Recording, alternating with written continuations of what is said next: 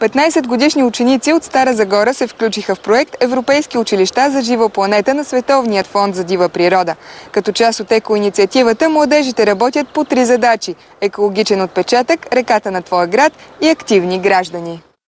Идеята за участие в подобен екопроект идва от Велина и госпожа Анна Нанева при гостуването им в Австрия. Но реализирането й изглежда значително по-трудно, особено за неопитните 15-годишни от 9 Б клас на езиковата гимназия. Започнахме още през октомври месец. Всеки от нас знаеше, че този екопроект ще продължи няколко месеца.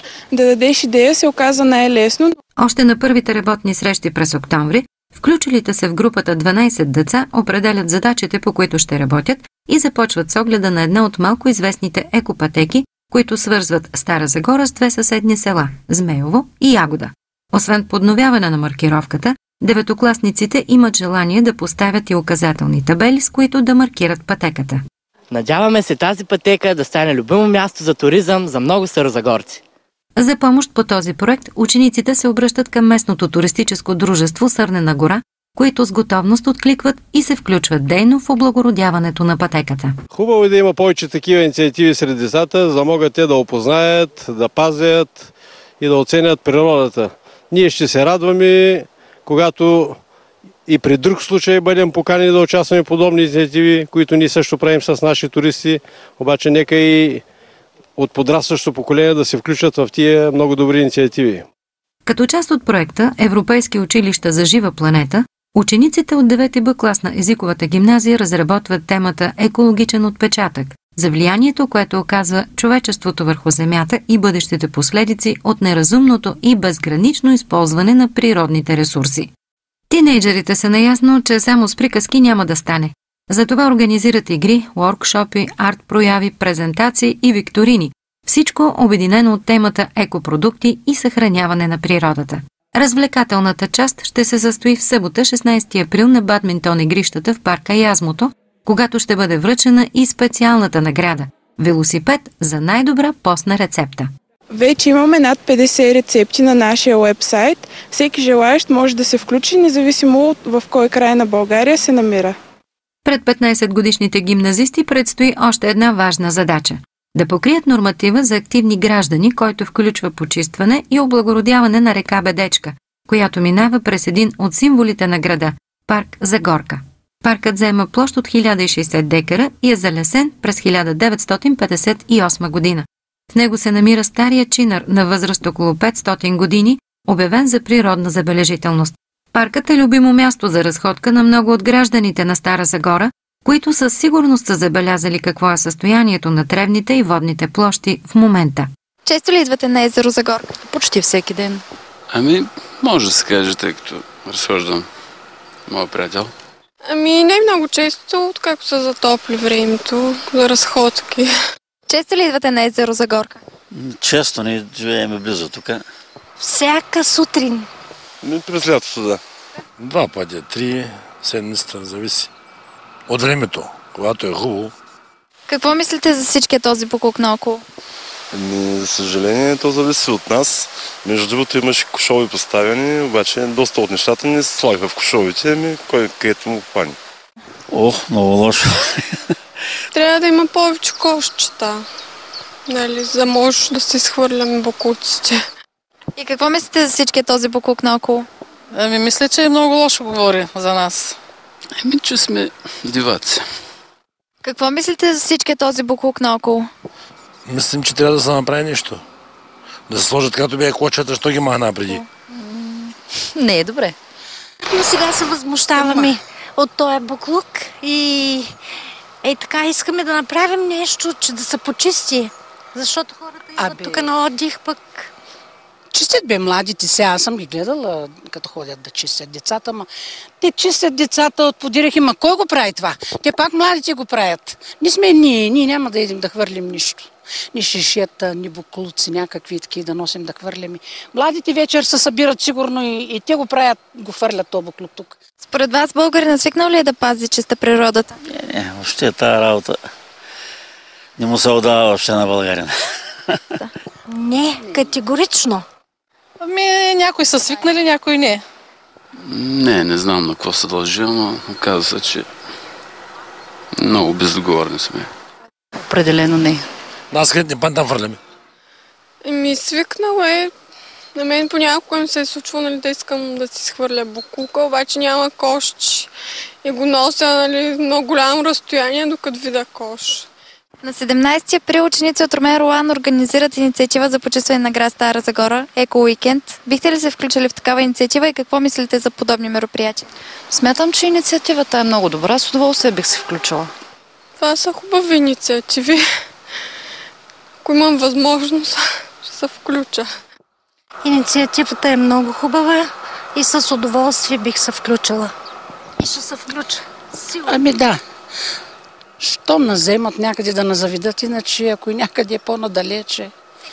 С удоволствие, стига да имам време. Защото работа и така. Ами да, бих се включила и много хубаво мероприятие. И най-вече да се включват децата, учениците, защото ги виждам, че хвърлят опаковки от зрънчо, от вафли и така нататък. Това са хубави неща. Защо не? На 17 април ученици от гимназия Румен Ролан организират такава инициатива за почистване на Стара Загора, наречена Еко Уикенд. Какво мислите и бихте ли се включили в нея? Що да не се включим? Само като се организира работа, ще се включим. Що? О, не пречи, нищо. Аз може би няма да се включвам, да се надяваме на тях. За нас вече нещата са ясни. Възпитанието ни е ясно, че такова, защото се получава и това нещо. Както езерото, така и голяма част от реката, която е свързана с него, са замърсени от опаковки, стари гуми за коли и други отпадъци. Решихме да организираме почистване на река Бедечка. Елате с нас на 17 април от 10 часа. Да почистим заедно Бедечка. Включете се в Еко Уикенд Стара Загора! Заедно можем да направим нашия град много по-красив. Тинейджерите са наясно, че само с приказки няма да стане. Затова организират игри, уоркшопи, арт-прояви, презентации и викторини. Всичко обединено от темата екопродукти и съхраняване на природата. Развлекателната част ще се състои в събота, 16 април на бадминтон игрищата в парка Язмото, когато ще бъде връчена и специалната награда – велосипед за най-добра постна рецепта. Вече имаме над 50 рецепти на нашия уебсайт. Всеки желаещ може да се включи, независимо в кой край на България се намира. Пред 15-годишните гимназисти предстои още една важна задача – да покрият норматива за активни граждани, който включва почистване и облагородяване на река Бедечка, която минава през един от символите на града – парк Загорка. Паркът заема площ от 1060 декара и е залесен през 1958 година. В него се намира стария чинар на възраст около 500 години, обявен за природна забележителност. Паркът е любимо място за разходка на много от гражданите на Стара Загора, които със сигурност са забелязали какво е състоянието на тревните и водните площи в момента. Често ли идвате на езеро Загорка? Почти всеки ден. Ами, може да се каже, тъй като разхождам моя приятел. Ами не много често, откакто се затопли времето за разходки. Често ли идвате на езеро Загорка? Често не живеем близо тук. Всяка сутрин. През лятото, да. 2 пъти, 3 седмицата, зависи. От времето, когато е хубаво. Какво мислите за всичкия този буклук наоколо? За съжаление, то зависи от нас. Между другото имаше кошови поставени, обаче доста от нещата не се слагаха в кошовите, кой където му хвани. Ох, много лошо. Трябва да има повече кошчета, нали, за може да се изхвърляме буклуците. И какво мислите за всичкия този буклук наоколо? Ами мисля, че много лошо говори за нас. Ами, че сме диваци. Какво мислите за всичкия този буклук наоколо? Мислим, че трябва да се направи нещо. Да се сложат като бяха кочета, що ги махна преди. Не е добре. Но сега се възмущаваме от този буклук и така искаме да направим нещо, че да се почисти. Защото хората идват тук на отдих пък. Чистят бе младите сега, аз съм ги гледала, като ходят да чистят децата, ма те чистят децата от подирахи, ма кой го прави това? Те пак младите го правят. Не сме ние няма да идем да хвърлим нищо. Ни шишета, ни буклуци, някакви такива да носим да хвърляме. Младите вечер се събират сигурно и те го правят, го хвърлят този буклук тук. Според вас българинът свикнал ли е да пази чиста природата? Не, въобще тази работа Не му се отдава въобще на българина. Не, категорично. Ами, някои са свикнали, някои не. Не знам на какво се дължи, но оказва се, че много бездоговорни сме. Определено не. Нас където не пантам фърляме. Свикнала е. На мен понякога ми се е случва, нали, да искам да си схвърля боклука, обаче няма кош и го нося, нали, много голямо разстояние, докато видя кош. На 17 април ученици от Румен Руан организират инициатива за почистване на град Стара Загора, Еко Уикенд. Бихте ли се включили в такава инициатива и какво мислите за подобни мероприятия? Смятам, че инициативата е много добра. С удоволствие бих се включила. Това са хубави инициативи. Ако имам възможност, ще се включа. Инициативата е много хубава и с удоволствие бих се включила. И ще се включа. Сигурно. Ами да. Щом наземат някъде да назаведат, иначе ако и някъде е по-надалече. С удоволствие, стига да има време. Защото работа и така. Ами да, бих се включила и много хубаво мероприятие. И най-вече да се включват децата, учениците, защото ги виждам, че хвърлят опаковки от зрънчо, от вафли и така нататък. Това са хубави неща. Защо не? На 17 април ученици от гимназия Румен Руан организират такава инициатива за почистване на Стара Загора, наречена Еко Уикенд. Какво мислите и бихте ли се включили в нея?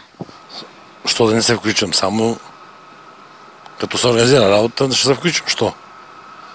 Какво не пречи? Нищо. Аз може би няма да се включвам, да се надяваме на тях. За нас вече нещата са ясни. Възпитанието ни е ясно, че такова, защото се получава и това нещо. Както езерото, така и голяма част от реката, която е свързана с него, са замърсени от опаковки, стари гуми за коли и други отпадъци. Решихме да организираме почистване на река Бедечка. Елате с нас на 17 април от 10 часа. Да почистим заедно Бедечка. Включете се в Еко Уикенд Стара Загора. Заедно можем да направим нашия град много по-красив.